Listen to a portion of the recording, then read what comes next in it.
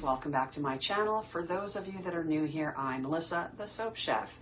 This is part 2 of our Remeltable Hair Care Series, and today we're going to be whipping up a melt and pour solid conditioner base. It's creamy, nourishing, and so easy to customize with your favorite emollients, extracts, or proteins. Perfect for making gorgeous salon-style conditioner bars without the fuss of having to start from scratch every time. So let's get mixing.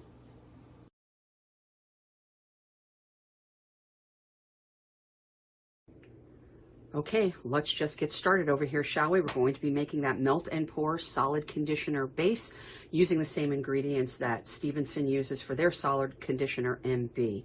All right, so I've got my pan over here. As you can see, it's a much deeper pan and a much bigger one too. This thing is huge. That's going to give me the depth that I need so that I can put more than one beaker in here at a time. But let's go ahead and add some water.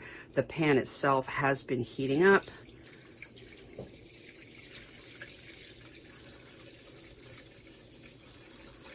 Let's start it there and we'll see how it goes.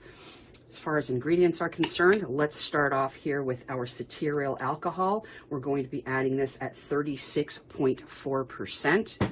To that, we're going to be adding, yet again, glycerol stearate. Apparently, Stephenson loves that glycerol stearate, so we're using the same exact ingredients that they are using.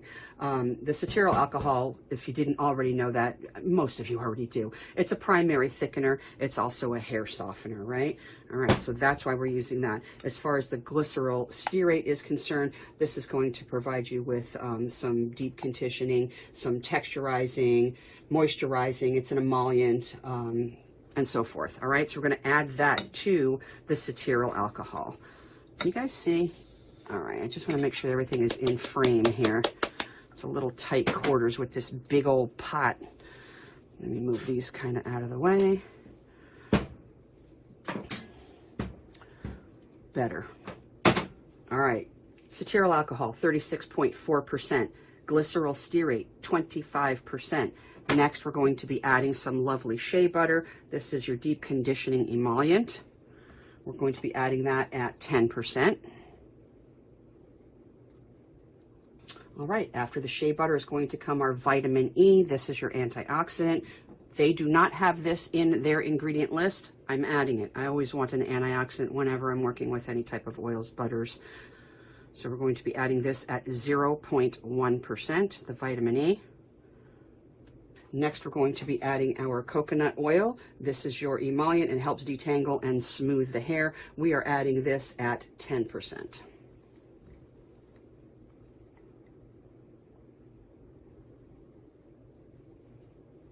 Next, I have a combination of a whole bunch of different ingredients, and by a whole bunch, I mean 3. Why bother dirtying up multiple teeny tiny little vials? I just added them all in here, but these are going to be your primary emulsifier, your refatting agent, anti-static, conditioning, emulsifying, viscosity builder, those type of things. First up in here, we have ethyl hexyl olivate, which is a silicone alternative. It's going to add gloss to the conditioner bar. We're adding that at 0.5%. Next in here, we've got polyglycerol 4-oleate, which is your primary emulsifier. That's being added at 5%.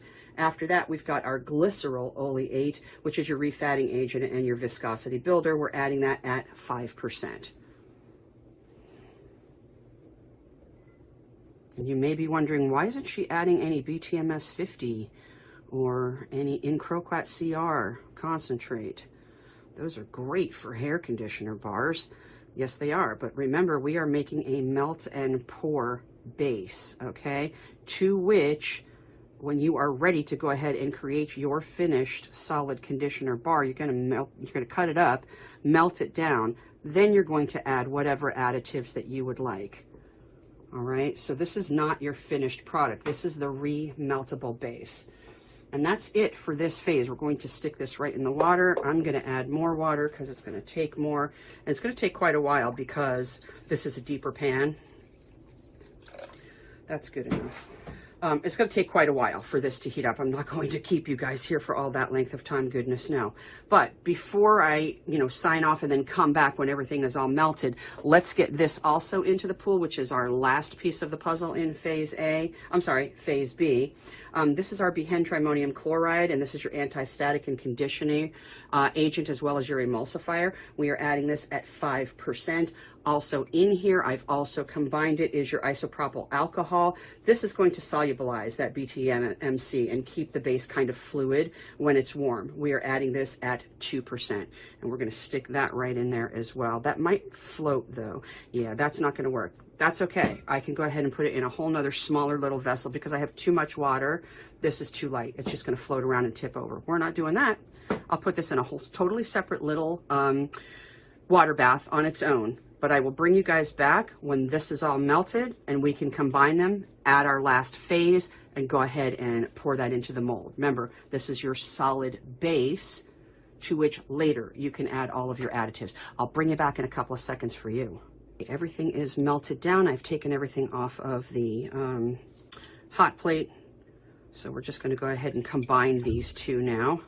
So this is phase A, and I'm combining it with phase B.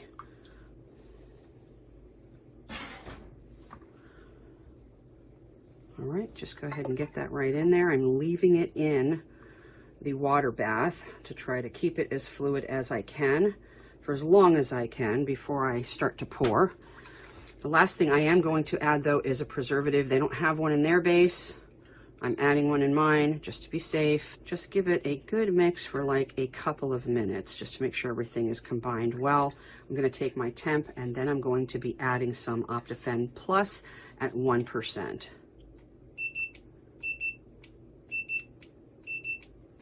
All right, we are definitely good to go there. Let's go ahead and add that now. All right, Optifen Plus at 1%.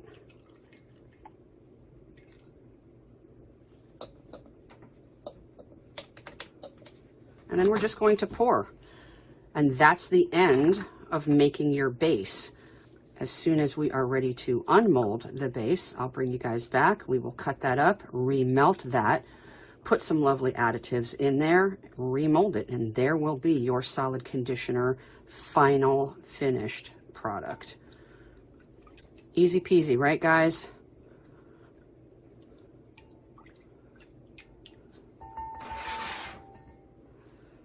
All right, let's just go ahead and pour.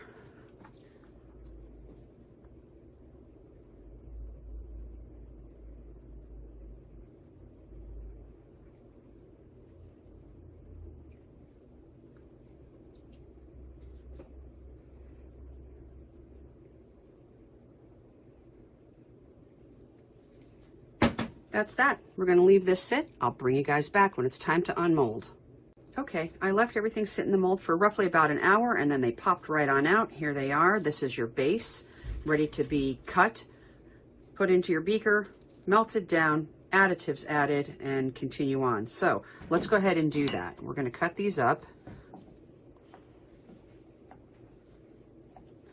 Now remember, same principles apply to this base as did for the melt and pour solid shampoo base. You're going to use 95% of your base and then 5% in additives. Don't go over that 5%. This cuts really nicely, just smooth like butter. Really, really nice. The additives that I am going to be using today for my own purposes, which is going to give me the conditioning that I need, the emolliency, and the texture enhancing, okay? So I am going to be adding BTMS 50. To that, we're going to go ahead and add our solid conditioner base, okay? And then to that, I'm going to be adding a little bit of dimethicone, okay? So this is going to help be a smoothing agent. It's going to give me a little bit of slip and a little bit of shine. So dimethicone. And then my last ingredient is going to be my fragrance. I'm not going to put that in now. We're going to go ahead and melt this down first. Then we'll add our fragrance. So I added the BTMS 50 at 3%. My dimethicone is at 1% and my fragrance is at 1%. And that's my 5% total. All right, let's go melt this down. Okay, everybody is melted down really, really nicely now. We're going to go ahead and add our last ingredient in our additive phase. That's going to be some fragrance oil. I am going to be using Blackberry Sage. My shampoo fragrance, if you guys remember from video number 1, was lemongrass sage. My conditioner, I want to be Blackberry Sage. And remember, we've got the combination of the 2-in-1 bar with the shampoo and the conditioner in one bar. So I'm going to have lemongrass sage on one side and Blackberry Sage on the other side. It's going to be a beautiful thing. But let's go ahead and add our fragrance oil at 1%. All right, mix that in. We're going to re-pour to mold it again, and then this will be our finished solid shampoo bar.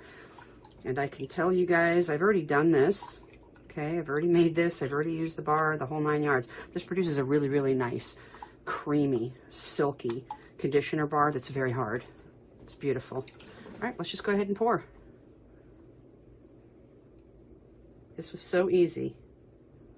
Quite a bit easier than the shampoo bar.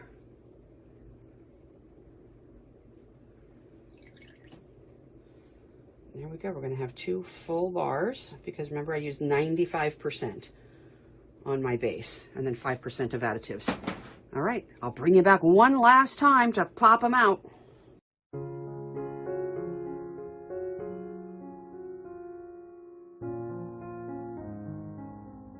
Okay, friends, that is going to do it for today's video. So we made our meltable solid shampoo base.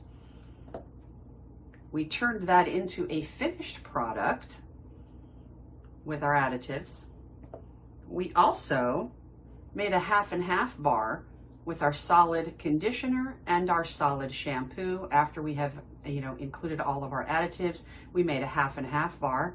That's all in part 1 of the series. And then in part 2 that we just got done with in this video, we made our solid conditioner base, and then we melted that down and added our additives and have a finished product. So I hope you enjoyed this series on the Remeltable Melt and Pour solid shampoo base and solid conditioner base. It was a fun little project. It works really well. It produces a really great product that I'm really happy with. And you can tweak it in a number of different ways, you guys, with your additives. Just use whatever you would like and whatever your hair or your clients or customers' needs are. Go crazy with it, I say. Just don't go above that 5%, that's all.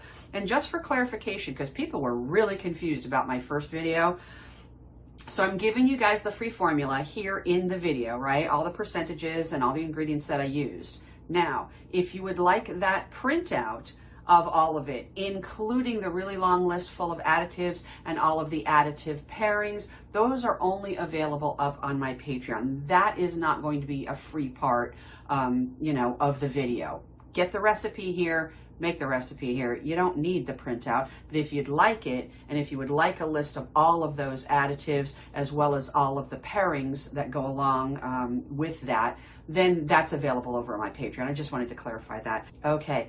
That is going to do it for today's video. If you enjoyed it, please give it a thumbs up. Make a comment down below and let me know what you thought about it. Share it with anybody that you feel could benefit from it. And if you haven't already subscribed, I invite you to do so. Love to have you as part of the community over here. Go over to Patreon and support me over there. I'd really love that. I appreciate it. Listen, Patreon is crowd-funded. That is what helps all of us creators who have Patreons continue to do what we do and bring you content just like this. That's what Patreon is for, to support your favorite creators, okay? That's enough, guys. I'm out of here for today. Be kind, stay humble, and we'll see you in the next video.